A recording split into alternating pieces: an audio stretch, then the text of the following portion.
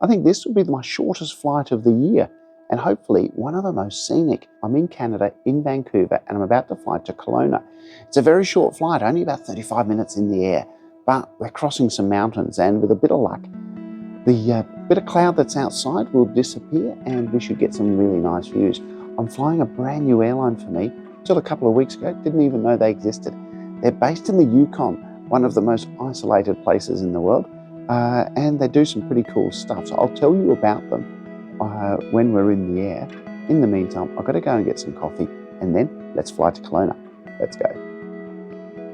I had access to the Plaza Premium Lounge through my Priority Pass and went in for a coffee and some porridge with maple syrup.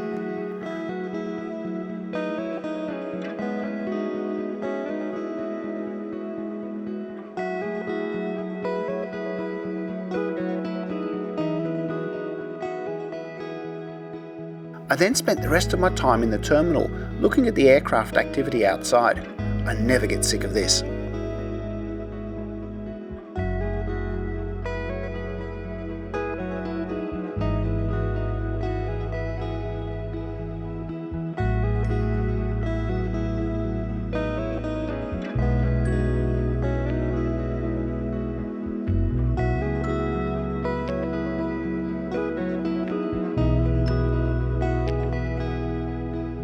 Eventually, it was time to board our Air North 737.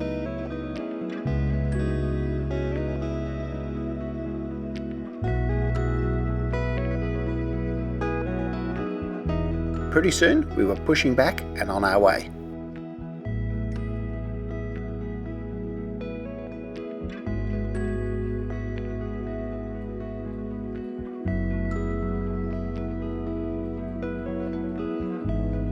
Sadly, the clouds hampered our views for the first part of the trip, so let's take this opportunity to learn a bit more about Air North. Air North is the airline of the Yukon. According to their website, 1 in 10 Yukoners have an equity or employment stake in the airline. This includes 49% ownership by the Vunik First Nation in Old Crow. The airline was founded back in 1977 as a charter and air training company for the remote mining industry by Joe Sparling and Tom Wood. They started with just one Cessna, but today operate an 11-strong fleet of turboprops and Boeing 737 jets, offering scheduled services from Whitehorse. As you can imagine, the airline has a massive community involvement within the Yukon. Reading through their in-flight magazine has certainly whet my appetite to go up and explore their part of the world. I actually managed a glimpse of the Yukon landscape just south of Whitehorse as I flew from Chicago to Tokyo with ANA about a week later. I really hope to visit and explore these northern reaches one day. On such a short flight, I didn't think there'd be any in-flight service at all, but the friendly crew came around with water. During the rest of our flight, the views did improve a bit, but my subsequent flight a few days later from Calgary to Chicago had the best views. Here are some of the highlights. As we start our descent into Kelowna, let me share the reason for my visit. Many years ago, my sister-in-law, her husband, and my 2 young nephews left Australia and moved to Edmonton and then Calgary. They're all grown up and now live in Kelowna, which they've been raving about for years. As I was in Vancouver for a conference, there was no way I was going to miss the opportunity to visit Kelowna myself and see what all the fuss was about. On the way, I thought I'd film this short review of this quirky little airline based in the top of the world. I soon realised though that this video would be about much more than just a 35-minute flight with Air North. Instead, it would be about taking time to be with and to connect with distant family, and the importance of having your very own happy place. This place is absolutely stunning. So nice. Look at that. My days in Kelowna focused on family time and the great outdoors. We spent time on and around the lake. We cycled, we walked and we climbed. We ate and we drank. We played pool and watched the Oilers play in the playoffs. Most of all, we just enjoyed spending time together, sharing our lives and stories. But there was one thing that we did that I'd really been looking forward to. Okay, where are we? What are we doing? All right, we're in the middle of Canada. We're in the middle of the wilderness. We are miles and miles away from civilization. It is absolutely incredible. So far away that you can actually see the town of Kelowna just past this well-established car park here. If you're going to come to Canada, you're going to come to Kelowna, you've got to get out there in nature. That's the good thing about this country. We're going to climb a mountain. When I say mountain, yes, it's a proper mountain. We're going to go and climb it. Let's go. Love it. This is when you walk out of the frame. All right. Yeah. Make sure you get the calves on there. Oh, look at that well-defined calf, eh? As you can see, Oliver's video skills are way above mine. That's because he does it for a living.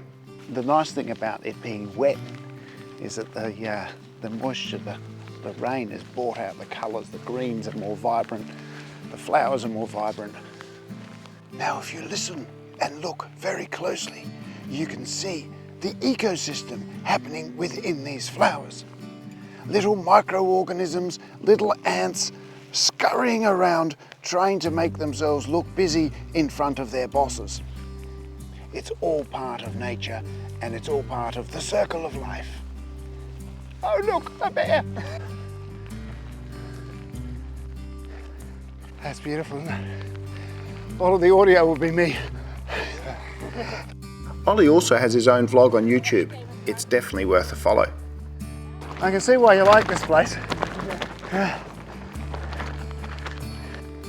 So, last year Ollie came and stayed with us and lived with us in Australia for about 6 months. And we were talking about our happy places. And regular viewers will know Port Noarlunga Beach is my happy place. And Ollie was telling me about this place. And he's even got the tattoos, the coordinates right there. And I always, the way he described it, showed me photos and videos, and that was the real purpose of this video. Right there north, lovely, fantastic. I wanted to come to Ollie's happy place to see it for myself. And okay, the weather today may be a bit, you know, interesting, but this place is stunning. It is beautiful. You're away from everything, and it's just so brilliant. So, thanks, Ollie. I'm very happy that you've shared this with me. It's a really cool moment. So, thank you.